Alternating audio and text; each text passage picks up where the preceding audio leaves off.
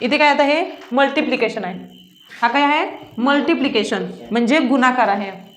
आता इथं काय म्हणते आपल्याला, use the multiplication sentence to write to division facts. Division facts, facts म्हणजे आता बघितलं होतं ना आपण, फॅक्ट्स आपल्याला फॅक्ट्स पडायचं आहे. जसं आता इंटू आहे तर आपल्याला याला काय करायचं आहे डिवाइड करायचं आहे. तर डिवाइडमध्ये तर काय करावं लागेल आपल्याला, हा जो शेवटचा आहे 63 तर याचं काय करावं लागेल आता अगोदर 63 आणि हा डिवाइड बाय, हा डिवाइड आहे डिवायझर. आता हे 9 आणि 7 आपण कोणते करू शकतो, जसं 9 करू आणि इथे 63 डिवाइड बाय 7 हा किती आहे 7. याला म्हणतात फॅक्ट्स. तुम्ही पाडलं नव्हतं आहे ना, हां तर याला म्हणतात फॅक्ट्स. हे काय 9 × 7 = 63. तर आपल्याला डिवाइडमध्ये फॅक्ट्स पाडायचं आहे.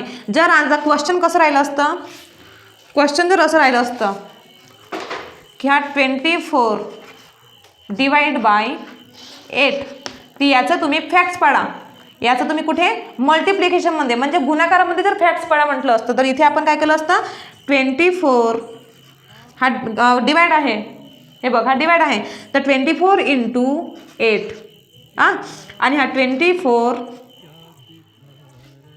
अरे अरे अरे हां डिवाइडमध्ये करायचं आहे. हां 8 हा 8मध्ये 24 येते का, किती म्हटल्यानंतर येत आहे 3 आला. हा पूर्ण आन्सर झालं. आता आपल्याला याला फॅक्ट्समध्ये पाडायचं आहे. कसं मग, तर 20 किती 8 × 3 किंवा 3 × 8 पण आपला आन्सर किती येईल, हा एकच आलं पाहिजे, नाही काढायची आहे आपल्याला. याचं मल्टिप्लिकेशन म्हणजे हा डिवाइडमध्ये आहे, डिवाइडचं आपल्याला काय करायचं आहे मल्टिप्लिकेशनचं फॅक्ट्स पाडायचं आहे. तर मल्टिप्लिकेशन हे बघ मल्टिप्लिकेशनचे फॅक्ट्स आपण पाडलं.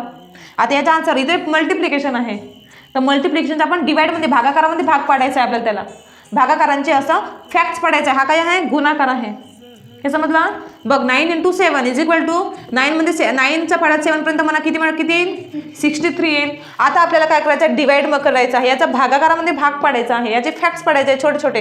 जसं 63 तर 9 मध्ये 63 येतो का, किती म्हटल्यानंतर येतो तर इथं 7 मग येईल 7. आता इथे 63 आणि हा 7 तर 7 मध्ये 63 येतोय का, येतो, किती म्हटल्यानंतर येईल हेच येईल 9.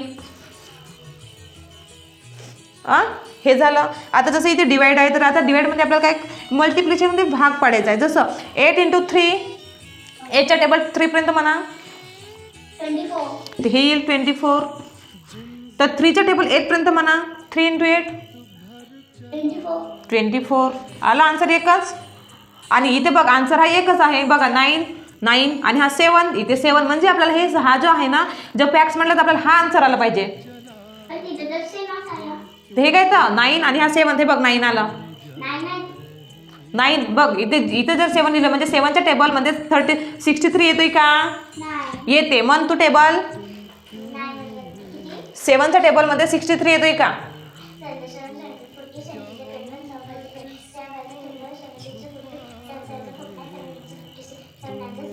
आलं 7 9 63 मग. आणि आता इथे काय म्हणते 9च्या टेबलमध्ये 63 येतो का, 1 टेबल किती म्हटल्यानंतर येतो